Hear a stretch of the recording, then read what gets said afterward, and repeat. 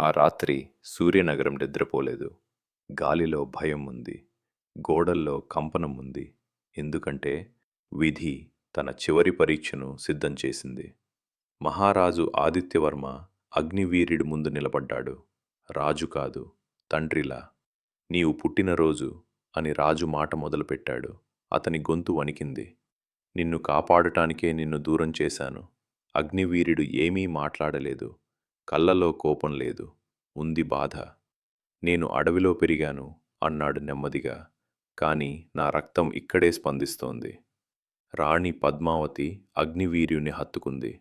ఆమె ఏడుపు ఏళ్లుగా దాచుకున్నది. నిన్ను కోల్పోయిన ప్రతిరోజు నేను చచ్చాను బిడ్డా. అగ్నివీర్యుడు మొదటిసారి తల్లి అనే మాటను అనుభవించాడు. రాజసభలో మంత్రులు వాదించారు. మంత్రి ధర్మపాలుడు గర్జించాడు. ఇతడే కాలాంతకుణ్ణి పిలుస్తాడు. అగ్నివీర్యుడు ముందుకు వచ్చాడు.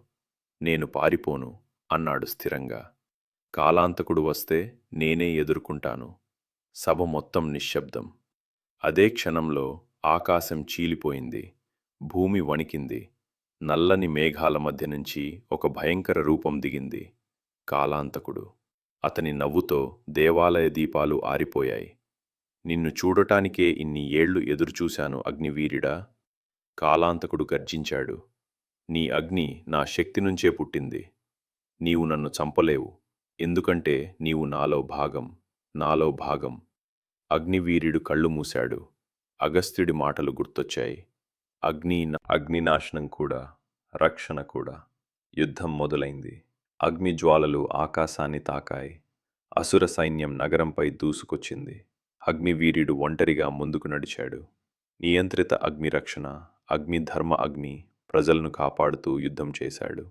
అప్పుడే ధర్మపాలుడు కాలాంతకుడి వైపు నడిచాడు. నేనే నీకు ద్వారం తెరిచాను అని అరిచాడు. ఆ క్షణంలో రాజు ఆదిత్యవర్మ తన ఖడ్గాన్ని ఎత్తాడు. ఒక్క దెబ్బ. ద్రోహం అక్కడితో ముగిసింది. కాలాంతకుడు రాజుపై దాడి చేశాడు. అగ్నివీరుడు ఆపేలోపు రాజు గాయపడ్డాడు. ఆయన చివరి మాటలు, ఈ రాజ్యం ఇప్పుడు నీది కాదు, నీ బాధ్యత. రాజు ప్రాణాలు విడిచాడు. కాలాంతకుడు నవ్వాడు. ఇప్పుడు చూడు, నీ అగ్ని ఎవరిది? అగ్నివీరుడు కళ్ళల్లో కన్నీళ్లు పెట్టుకుని అన్నాడు. అగ్ని ఎవరికి చెందదు. అది త్యాగానికి మాత్రమే స్పందిస్తుంది. అతను తన శక్తిని తనలోనే మూసుకున్నాడు. అగ్ని తన శరీరాన్ని చుట్టుకుంది. ఒక్క భారీ వెలుగు. కాలాంతకుడు అగ్నిలో కరిగిపోయాడు. అగ్నివీరుడు భూమిపై కూలిపోయాడు.